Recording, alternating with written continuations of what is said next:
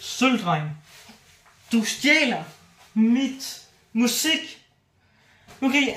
Du stjæler også mine fans hver gang. Nu bestemmer jeg, hver gang du laver musik, så er det 1000 kroner i bøde. Og sådan er det slut.